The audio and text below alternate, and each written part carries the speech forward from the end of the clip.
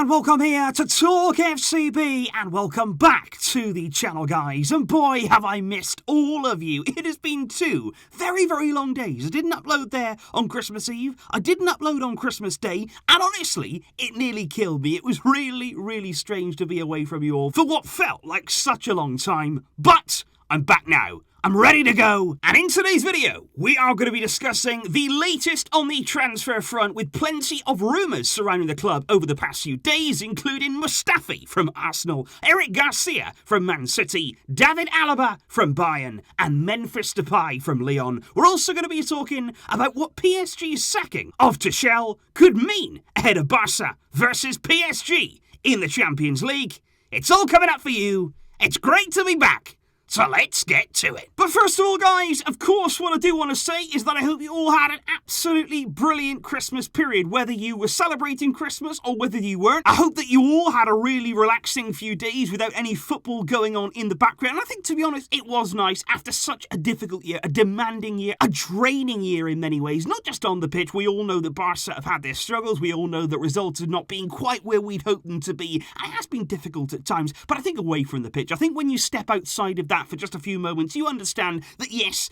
football results, they can be bad, football can be frustrating, football can seem as though it's everything to all of us, and of course it is, but there is more to life than that too, and of course we're all hoping for a much, much better 2021 for all of us, and I'm wishing you all the absolute best. And it is always nice to me to see the players settling down there with their family over the Christmas period, seeing them there with their children, enjoying some festive fun, and certainly we're hoping they're all recharging their batteries, ready to come back, and ready to make 2021 a better year for all of us, because they have the power to brighten our spirits. But I also want to bring you another interesting thing that did happen over the Christmas period. I want to talk here about Messi and Budweiser. Of course, Messi and Budweiser there are in a partnership. Messi works with them in terms of promoting their brand and all of that stuff. But it was interesting to see, and I thought it was absolutely marketing genius from Budweiser, because to celebrate there, Messi's record-breaking 644th goal for Barcelona, that of course was the goal that broke Pelé's record for the number of goals one player has scored whilst remaining at one single club. Messi there breaking that record and now out on his own. And to celebrate there, that landmark goal,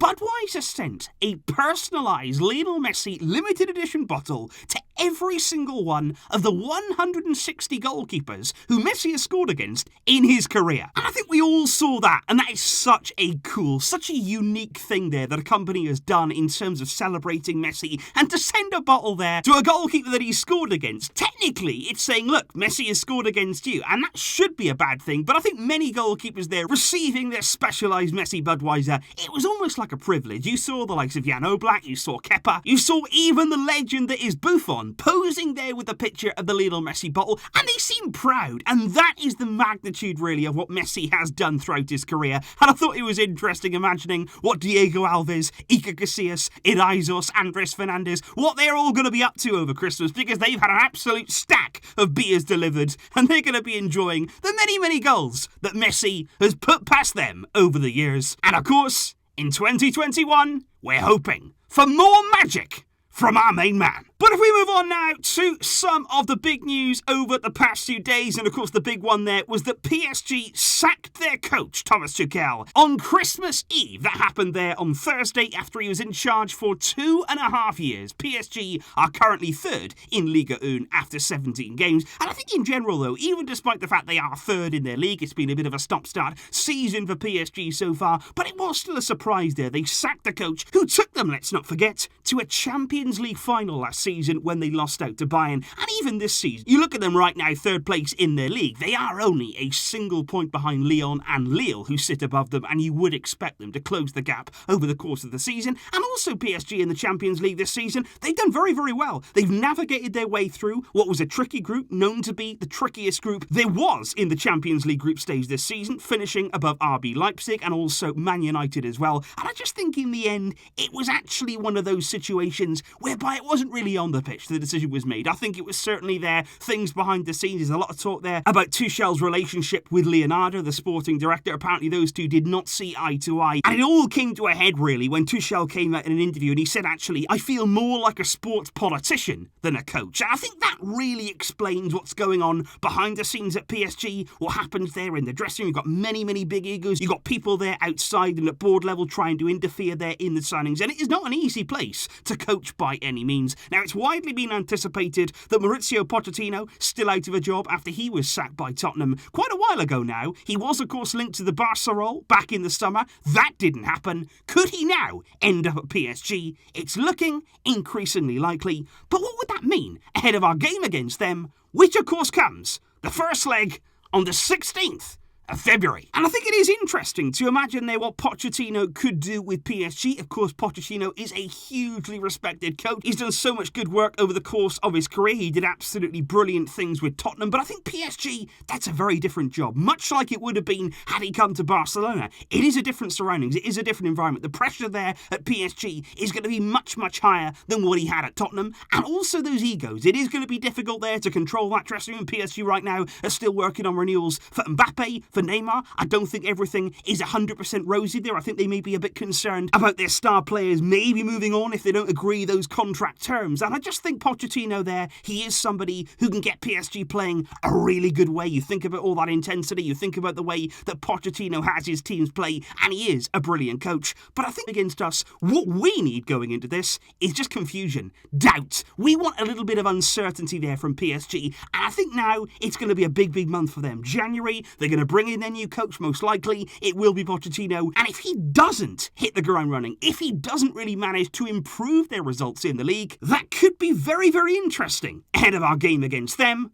But let's wait and see what happens. But of course, guys, I do also want to touch on some transfer rumours that we have been hearing over the past few days. This for me did not come as any surprise. We are approaching the January transfer window, and of course, the Spanish media love to write about transfers. Now, one of the names that did crop up was Shokran Mustafi. Of course, the Arsenal centre-back there, who's not exactly covered himself in glory since moving there from Valencia to Arsenal, and he's been rumoured there with just a few months left on his contract. Could he actually end up at Barca, even in January, on a loan deal or a cut price, or in the summer for absolutely nothing? Now, what I would say about that is, I don't think it's true. Now, my heart says, I hope that it's not true, and my head says, I hope that it's not true. I believe their Mustafi should not be a target for Barca. We should not be pursuing him under any circumstances. And let's just hope that one is absolutely wide of the mark. When it comes, though, to Eric Garcia, that's somebody there who looks much, much more likely to be joining up with Barcelona. And I would say right now, it is pretty much certain that we will see Eric Garcia